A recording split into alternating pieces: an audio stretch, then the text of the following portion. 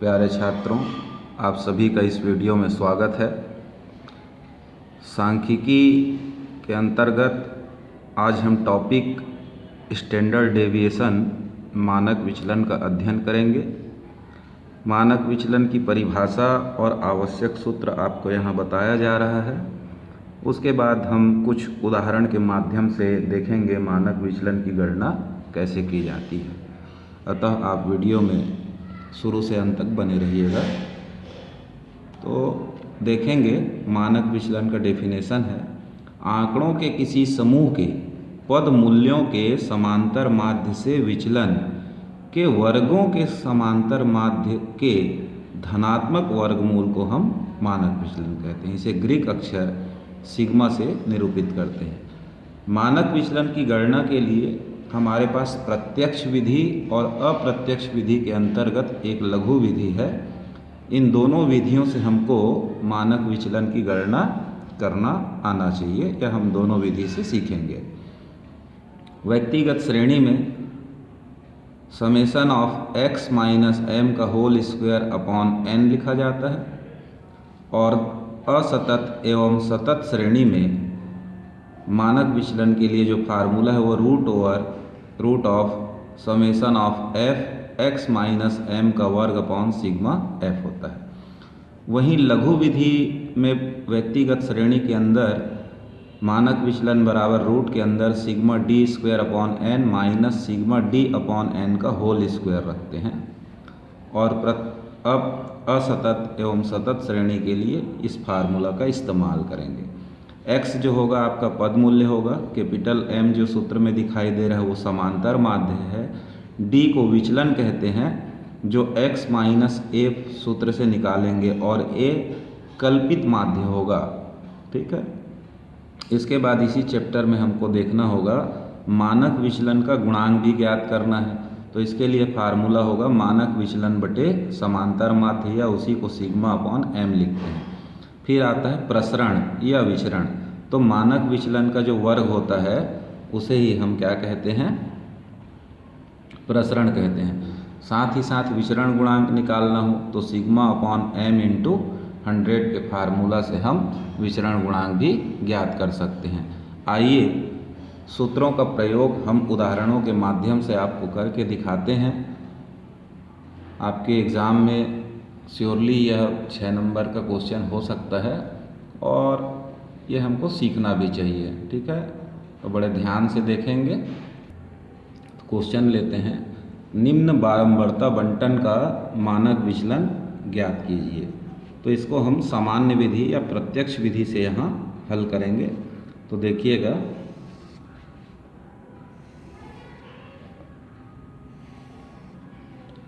तो हमको दो मान दिया हुआ है, एक x का दूसरा f का। 11, 12, 13, 14, 15 और ये हुआ 16। ठीक है।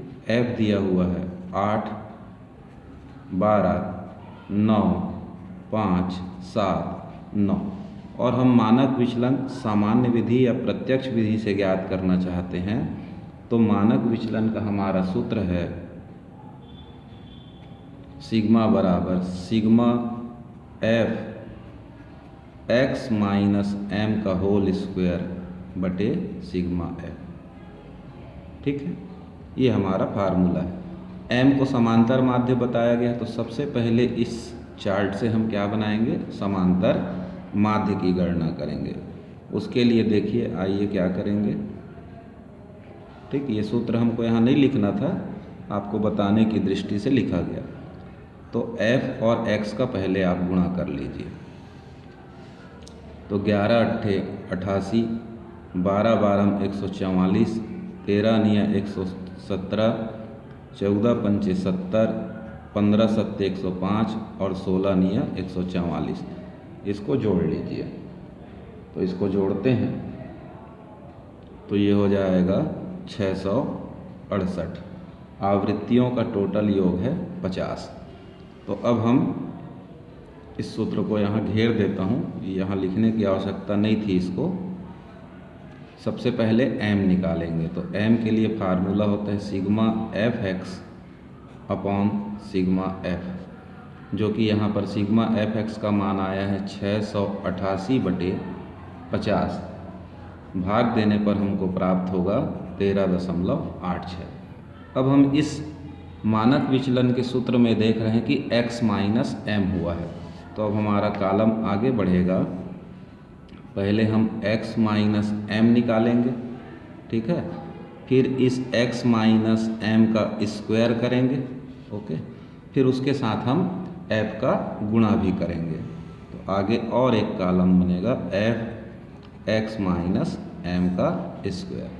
आइए देखें इसको कैसे हल करेंगे। तो ये 13.86 किसका मान आया, m का। अब 11 से 13.86 को जब घटाएंगे तो मिलेगा 2.36। कैसा, ऋणात्मक 2.36। फिर 12 से घटाएंगे तो 1.36, 13 से घटाएंगे तो ऋण 0.36, 14 से घटाएंगे तो 0.64, फिर 15 से घटाएंगे तो 1.64 और 16 से घटाएंगे तो 2.64 आएगा। अब आप इसका वर्ग रफ में करेंगे, मैं यहाँ वर्ग करके रख चुका हूँ। तो 2.36 का स्क्वायर मतलब 2.36 गुणित 2.36 कर लीजिएगा, तो ये मिल रहा है 5.56। फिर इसका वर्ग करते हैं तो 1.84, फिर 0.36 का वर्ग कर लेंगे तो 1296, 36 का वर्ग होता है और दशमलव का उपयोग कर लेंगे तो 0.313। फिर 0.64 का स्क्वायर करेंगे तो मिलेगा 41, 1.614 का स्क्वायर करेंगे तो 2.69 और 2.64 का स्क्वायर करते हैं तो मिलता है 6.97। अब इसका वर्ग करने से जो राशि मिला है उसका गुणा हम f से करेंगे, यानी 8 पंचे 40, 8 छक्के 48, 8 पंचे 40 और 4 44, 8 पंचे 40, 4 44.48। इसी प्रकार हमको मिलेगा 22.08। फिर 0.13 का गुणा 9 से करेंगे तो मिलेगा 1.17। फिर 0.41 का गुणा 5 से करेंगे तो मिलेगा 2.05। फिर 2.69 का मल्टीप्लाई 7 से कर देंगे तो मिलेगा 18.83 और फिर 6.97 का मल्टीप्लाई 9 से करेंगे तो मिलेगा 62.73। अब इसका सबका जोड़ निकाल लीजिए, तो जोड़ने पर ये मिल रहा है sigma F X minus M का स्क्वायर इज इक्वल टू हमको मिलेगा 151.34। ठीक है, अब हम इस मानक विचलन के सूत्र को यहाँ लिखें। तो मानक विचलन बराबर हो जाएगा root of summation of F X minus M का स्क्वायर अपॉन सिग्मा एफ। तो ये आया है 151.34/50 हो जाता है। 50 से जब इसको कटाएंगे तो 5 तिया 15, फिर दशमलव, फिर 5 शून्य 0, 5 दूनी 10, 5 छक्के 30 और 5 अट्ठे 40। इस प्रकार से 0.30269 आएगा। तो इसका वर्गमूल भाग विधि से ज्ञात किया जाता है। इसके लिए अलग से आपको वीडियो बना करके देंगे कि भाग विधि से वर्गमूल कैसे ज्ञात करते हैं।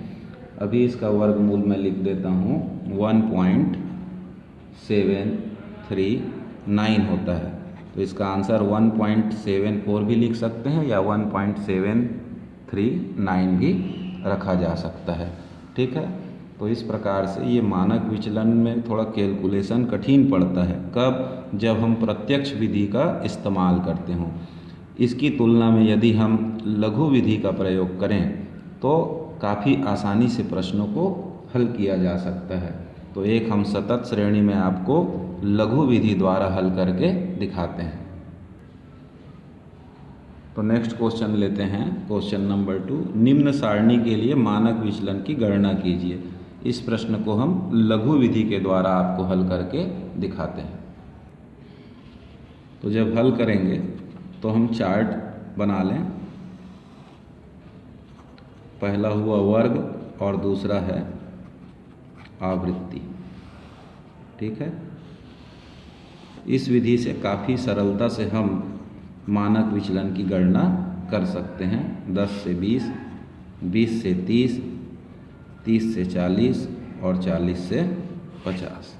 ठीक, आवृत्ति दिया हुआ है 4, 7, 6, 5, 8। इस विधि में सबसे पहला काम हमको करना होता है, आवृत्ति को आप कहते हैं x निकालना। x निकालने के लिए क्या करते हैं, वर्ग सीमा जो होता है उसके योग का आधा लेते हैं। तो 0 और 10 का आधा 5, 20, 10, 30 का आधा 15, 30, 20, 50 का आधा 25। इसी प्रकार 10 बढ़ाते हुए ये लिख लेंगे। फिर लेते हैं a, जिसको कल्पित माध्य कहा जाता है, कैपिटल A से। तो कल्पित माध्य चुनने के लिए जो x वाला हमारा पद मूल्य है, इसी में बीच का हो।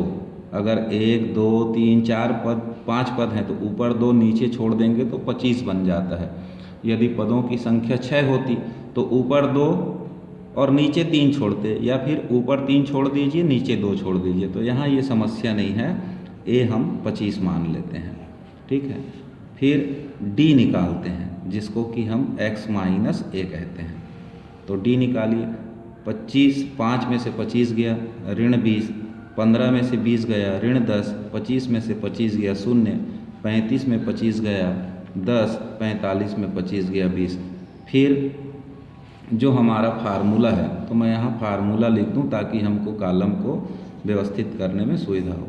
सिग्मा एफ डी स्क्वायर बटे sigma F minus sigma F D upon sigma F का होल स्क्वायर है। ठीक है, यानी हमारा f का d से भी गुणा करना है और d स्क्वायर से भी करना है। तो हम पहले d स्क्वायर फाइंड कर लें। तो 20 का वर्ग 400, 10 का वर्ग 100, 0 का 0, 10 का 100 और 20 का हुआ 400। अब हम f गुणित d करते हैं। ठीक है, उसके बाद ले लेंगे f इंटू डी स्क्वायर। तो देखिए 4 गुणित 20 तो आया ऋण 80, 7 गुणित ऋण 10 ऋण 70, 6 गुणित 0 5 गुणित 10 50 और 8 गुणित 160। अब इसका गुणा डी स्क्वायर से, तो 4 चौक 1600। f का मान 7 है, उसका गुणा 100 से 700, फिर 0, फिर 5 का गुणा 100 से 500, फिर 8 का गुणा 400 से, तो ये हुआ 3200। अब यहाँ पर सिग्मा एफ का स्क्वायर चाहिए, सिग्मा एफ चाहिए, सिग्मा एफ डी स्क्वायर चाहिए। तो ये एफ को जोड़ लीजिए, 7 4 11, 11 6 17, 17 5 22 और 8, तो ये हुआ 30।